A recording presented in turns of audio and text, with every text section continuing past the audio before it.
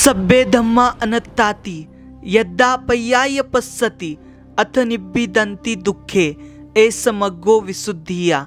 सभी धम्म अनात्म है, यानी लोकीय अथवा लोकोत्तर जो कुछ भी है वह अनात्म है, मैं मेरा नहीं है।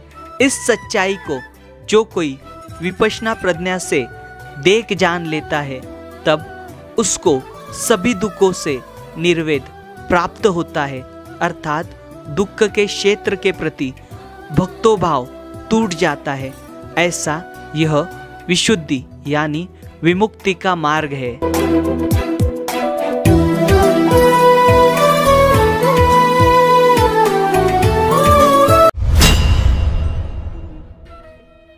सदियां बीत गई है लेकिन सभ्यता वहीं पर है, समय बीत गया है लेकिन राह वहीं पर है। जय भीम, नमो बुद्धाय। स्वागत है आप सभी का आपके चहते चैनल पर जिसका नाम है बोधिसत्व।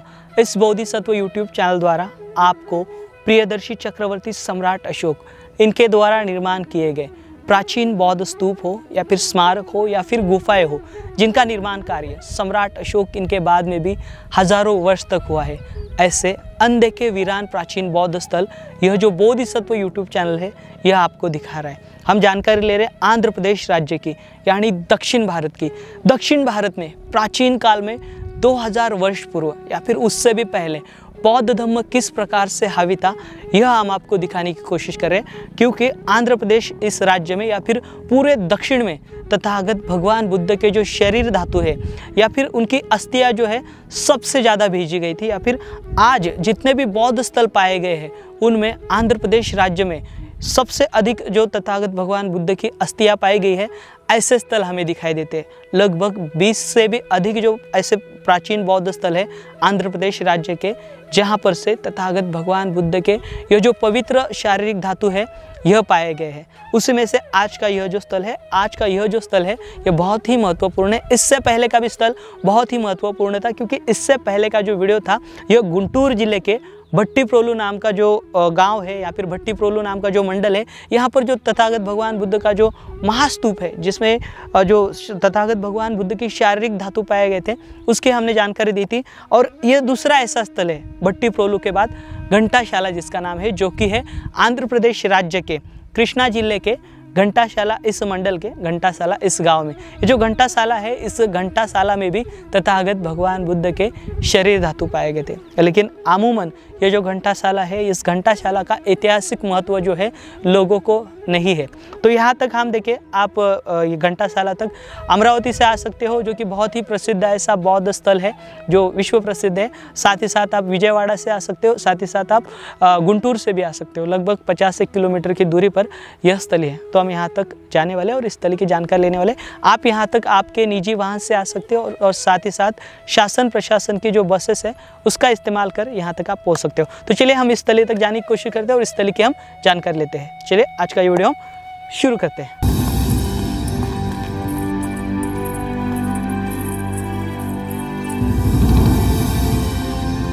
घंटाशाला यह बौद्ध स्थल दूसरा ऐसा स्थल है जो आपको बोधिसत्व चैनल द्वारा दिखाया जा रहा है, जहाँ पर तथागत भगवान बुद्ध के पवित्र शारीरिक धातु यानी अस्थियां पाई गई थी। यह स्थल विजयवाड़ा शहर से 60 किलोमीटर की दूरी पर और मछलीपट्टनम शहर से 30 किलोमीटर की दूरी पर, साथ ही भट्टीप्रोलु यहाँ के प्राचीन बौद्ध स्तूप से 30 किलोमीटर की दूरी पर स्थित है।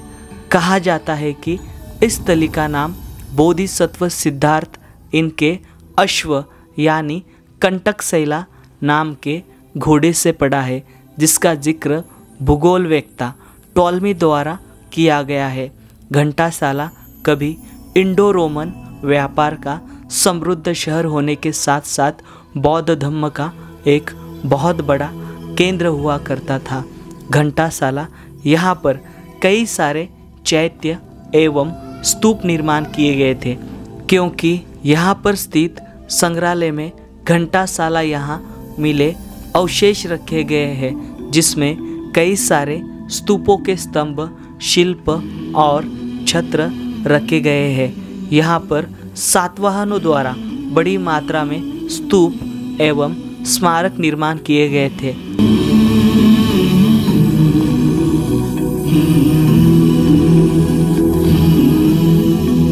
हम आए हुए हैं आंध्र प्रदेश राज्य के कृष्णा जिले के घंटासाला इस तहसील में, घंटासाला इस गांव में, यहाँ के प्राचीन बौद्ध स्तूप के पास। तो देखिए यह जो स्मारक है, यह स्मारक एक संरक्षित स्मारक है, यह प्रोटेक्टेड स्मारक है। तो यहाँ पर भारतीय पुरातन विभाग द्वारा इस यहाँ पर प्रोटेक्टेड स्मारक का बोर्ड लगाया गया है। 2 बोर्ड यहाँ पर लगाए गए। और ये जो स्मारक है, स्मारक के लिए देखिए मतलब ये बौद्ध स्तूप के लिए यहाँ पर बहुत अच्छे से इसको पूरी रेलिंग्स लगाई गई है, बहुत अच्छे से यहाँ पर दीवार बनाई गई है, पूरे इससे संरक्षित किया गया। और साथ ही साथ बाग बगीचा भी है। और यहाँ पर देखिए शुरुआत में राइट साइड में यहाँ पर एक बहुत बड़ा पीपल का वृक्ष हमें दिखाई देता है। और यहीं से देखिए ये जो ईंटें है, यहाँ पर फ्लोरिंग देखिए बहुत अच्छे से इसकी फ्लोरिंग की गई है। और सामने यहाँ पर आप यह बौद्ध स्तूप देख सकते हो। यहाँ पर यह जो बौद्ध स्थल है या फिर यह जो बौद्ध स्तूप है, यह बहुत ही पवित्र बौद्ध स्तूप है। जैसे मैं आपको जानकारी दे रहा हूँ, जिस प्रकार से भट्टीप्रोलु यहाँ पर जो स्तूप पाया गया था, ठीक उसी प्रकार से यह भी स्तूप, भट्टीप्रोलु जब स्तूप खोजा गया था, इसे भी उसी समय पर खोजा गया था। और अलेक्जेंडर रेहा इनके द्वारा ये जो स्थल है, इस स्थल की यहाँ का उत्खनन कार्य हुआ था। और ये जो स्तूप है सन 1870 में खोजा गया था। देखिए स्तूप यहाँ पर देखिए हाल ही में यहाँ पर के कुछ लोगों ने यहाँ पर तथागत भगवान बुद्ध की एक प्रतिमा रखी है। और ये जो स्तूप है यह बहुत ही अलग है और इसका जो कंस्ट्रक्शन है वो बहुत ही यूनिक कंस्ट्रक्शन है। इसकी रचना आप देखिए बहुत ही अलग रचना है। अमूमन भारत भर में जो स्तूप बनाए गए हैं उस समय पर जब तथागत भगवान बुद्ध का महापरिनिर्वाण हुआ था, और महापरिनिर्वाण होने के बाद तथागत भगवान बुद्ध के धातुओं की 8 जो अस्थियाँ थी उनको 8 भागों में भागा गया था। और बड़े 8 महास्तूप, तो शुरुआत में जो स्तूप शब्द है, थूप, यह जो पाली शब्द में एक ढेर कहा जाता है, मिट्टी का ढेर। मतलब शुरुआत में स्तूप जो है मिट्टी के बनाए जाते थे, लेकिन बाद में यहाँ पर जो स्तूप है वो ईंटों के, मतलब सम्राट अशोक के काल में स्तूपों में तेजी आई। क्योंकि सम्राट अशोक ने जब तथागत भगवान बुद्ध के महापरिनिर्वाण के बाद जब 8 स्तूप बनवाए गए थे, उन्हीं में से 7 स्तूपों को सम्राट अशोक द्वारा खोला गया था। 84,000 जो स्तूप है सम्राट अशोक इन्होंने किए थे। और यहाँ पर यह जो स्तूप है, इस स्तूप में भी सेम जो कास्केट है, जिस प्रकार से भट्टीप्रोलु यहाँ पर पाया गया था, इस स्तूप में जो रेलिक कास्केट है वो पाया गया था। यहाँ पर देखिए आपको इसकी जो बनावट है बहुत ही यूनिक रचना जो है यहाँ पर आपको दिखाई देती होगी। अभी हम जहाँ पर खड़े थे वहाँ पर सामने की दिशा में यहाँ पर प्रार्थनाएं की जाती थी। जैसे जब हम प्रार्थना करते हैं, मतलब जब हम तथागत भगवान की प्रार्थना करते हैं, भगवान बुद्ध की, उस समय पर हम कहते हैं वंदामि चेत्यंग सब ठानेषु पठेतितं शारीरिक धातु महाबोधि बुद्ध रूपं सकलं सदा। इस प्रकार से हम जब भी मतलब बुद्ध वंदना लेते हैं तो इसके अंदर हम चैत्य की वंदना करते हैं। चैत्य स्तूप है, मतलब इसके अंदर, जैसे मैं कह रहा हूँ आपको कि ये स्तूप के अंदर तथागत भगवान बुद्ध के शरीर धातु थे और उस शरीर धातु की यहाँ पर पूजा की जाती थी। तो यहाँ पर ये जो स्थली है, यह काशी टू कांची, यह जो काशी से कांची, यह जो मार्ग है या फिर आगे यही मार्ग जो है आगे हमें कलिंग तक जाता हुआ दिखाई देता है। और यहीं पर ये जो स्तूप है उसका निर्माण कार्य हुआ है। मैं आपको आगे दिखा दूंगा। ये जो स्तूप है, इस स्तूप की रचना जो है एक विशिष्ट प्रकार की रचना है और ऐसी रचना आपको बहुत कम जगह मिलती है, रेयर है। अभी हम जहाँ पर चल रहे हैं ये एक प्रदक्षिणा पथ है, यहाँ से प्रदक्षिणा किया करते थे। और देखिए यहाँ पर ऊपर जाने के लिए भी रास्ता होगा, या फिर यहाँ पर वंदन करने के लिए, नमन करने के लिए यहाँ पर बैठ के जो बौद्ध भिक्खु है वो यहाँ से याचना किया करते थे, साधना किया करते थे यहाँ पर इस स्थली में। और यहाँ पर बुद्धं शरणं गच्छामि, धम्मं शरणं गच्छामि, संघं शरणं गच्छामि, इसकी जो गूंज है पूरे इस क्षेत्र में प्राचीन काल में फैला करती थी। मतलब आज से लगभग 2200 साल पहले यह जो बौद्ध स्तूप है इसका निर्माण किया गया है, यानी ईसा पूर्व 2री शताब्दी में इस स्तूप का निर्माण किया गया और यहाँ से सातवाहन कालीन अवशेष पाए गए। ये जो स्तूप है, स्तूप के जो डोम आपको दिखाई दे रहा है, इस डोम में लगभग 47 से अधिक स्लैब पाए गए, मतलब जो स्कल्पचर पैनल है, शिल्पपट है, वह पाए गए। उसके अंदर तथागत भगवान बुद्ध के जीवन से जुड़े हुए महत्वपूर्ण अंगों को ये किया गया था, मतलब चित्रित किया गया था शिल्पों में।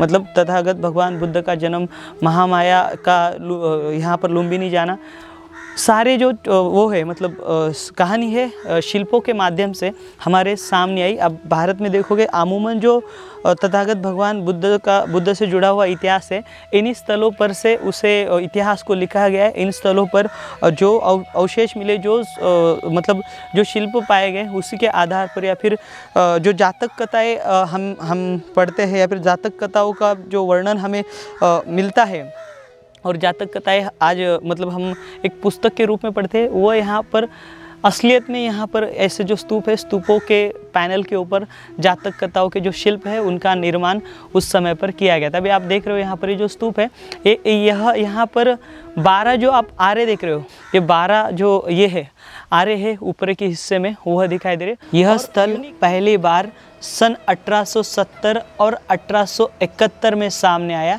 जब ईस्ट इंडिया कंपनी के जो बॉसवेल नाम के अधिकारी हैं, उन्होंने इस स्थलों की मतलब यहाँ पर यह एक स्थल हुआ जो घंटासाला है, यह कृष्णा जिले का, साथ ही गुंटूर जिले का भट्टीप्रोलु नाम की जगह है वह, और साथ ही एक गुड़ीवाड़ा नाम का स्थल है। ये जो स्थल है, यह स्थल जब ये रिपोर्ट सामने आई बॉसवेल की, इसके बाद ये स्थल सारे सामने आए और उसके बाद यहाँ पर अलेक्जेंडर रिहा इनके द्वारा यहाँ पर सन 1890 और 92 के बीच में इन स्थलों पर उत्खनन कार्य जो है वह किया गया। और ये जो तीनों स्थल है, इन तीनों स्थलों पर से यह तथागत भगवान बुद्ध के जो पवित्र शारीरिक धातु जो है यानी अस्थियाँ जो है वह पाई गई थी। देखिए यहाँ का ये जो बौद्ध स्तूप है, इसकी भव्यता देखिए, बहुत ही भव्य ऐसा यह स्तूप हमें यहाँ पर दिखाई देता है। और यहाँ पर देखिए कुछ दिनों में यहाँ पर आंध्र प्रदेश का जो टूरिज़्म विभाग है, इनके द्वारा यहाँ पर एक भव्य ऐसा जो स्मारक है वह बनाया जा सकता है। लगभग यह जो स्मारक रहेगा, इसकी ऊंचाई 70 फीट इतनी होगी और इसकी जो लंबाई है 100 फीट इतनी होगी। और जो यहाँ पर स्मारक बनने वाला है वह तथागत भगवान बुद्ध की एक महापरिनिर्वाण अवस्था में जो मुद्रा होगी, उस मुद्रा में यहाँ पर बड़ा स्मारक जो है यानी एक बड़ी मूर्ति जो है उसका निर्माण कार्य यहाँ पर होने वाला है। और साथ ही अभी ये जो बौद्ध स्तूप देख पा रहे हो, ये जो बौद्ध स्तूप जब सामने आया था तब इसकी ऊंचाई मतलब ये जो स्तूप है इसका जो सर्कल है, मतलब ये जो गोलाकार है, इसका 112 फीट इतना था और हाइट जो थी उस समय पर 23 फीट इतनी हाइट थी। और ये जो बौद्ध स्तूप है, यह बौद्ध स्तूप एक चैत्यालय है, यानी यहाँ पर जो बौद्ध भिक्खु जो काशी से कांची यह जो मार्ग था, इस मार्ग पर आते समय यहाँ पर इस स्तूप को एक चैत्य के तौर पर देखा जाता था और यहाँ पर बड़े पैमाने में जो बौद्ध भिक्खु है वह यहाँ पर परिक्रमा किया करते थे। और साथ ही यहाँ से 2 से 3 किलोमीटर की दूरी पर जलाधीश्वर नाम का मंदिर है। इस जलाधीश्वर नाम का जो मंदिर है, यहाँ पर जब काम किया जा रहा था, मतलब जो शिव मंदिर है, वहाँ पर से भी बहुत सारे जो स्तूपों के जो अवशेष है वह मिले थे। अभी हम यहाँ पर का जो म्यूज़ियम है, म्यूज़ियम में अगर हम जाएंगे, अभी वहाँ पर कैमरा अलाउड नहीं है, लेकिन म्यूज़ियम के अंदर भी बहुत सारे जो अवशेष है जो बहुत ही बेशकीमती है, बहुत सारे शिलालेख हैं, वह यहाँ पर इस स्तूपों में रखे गए। मतलब बहुत सामान है। अगर हम इस म्यूज़ियम में जाएंगे सामने वाले यहाँ, तो उसके अंदर जो अवशेष रखे हुए हैं उसमें स्तंभ है और साथ ही साथ शिलाएँ हैं, बहुत सारी शिलालेख उसके ऊपर अंकित है जो तथागत भगवान बुद्ध के जन्म से जुड़े हैं। जन्म और उनकी हम अमूमन देख पाते हैं जितने भी आंध्र प्रदेश राज्य या फिर देश भर में जितने भी स्मारक निर्माण किए गए, उन स्मारकों के ऊपर मतलब तथागत भगवान बुद्ध से जुड़े हुए, उनके जीवन से जुड़े हुए या फिर उनकी जो मतलब जीवन यात्रा है उसका वर्णन करते हुए शिल्प हमें दिखाई देते हैं। तो वही शिल्प जो है यहाँ पर हमें दिखाई देंगे। उसके अंदर अमूमन त्रिरत्न हो या फिर स्वास्तिक हो, ऐसे जो बुद्ध धर्म के जो चिन्ह है उन चिन्हों का जो इस्तेमाल है इन शिल्पों में किया हुआ हमें दिखाई देता है। लेकिन देखिए यहाँ पर ये जो बौद्ध स्थली है यह उस समय पर मतलब यहाँ पर बहुत बड़े पैमाने में बौद्ध भिक्षुओं के लिए रहने के लिए मतलब विहार हो या फिर स्मारक हो वह भी निर्माण किए गए होंगे। लेकिन अभी यहाँ पर लोगों की बस्ती बढ़ चुकी है और ये जो सारे मतलब ये जो यहाँ पर के जो स्तूप है ये स्तूप छोड़ के बाकी हमें जो अन्य अवशेष है वो दिखाई नहीं देंगे।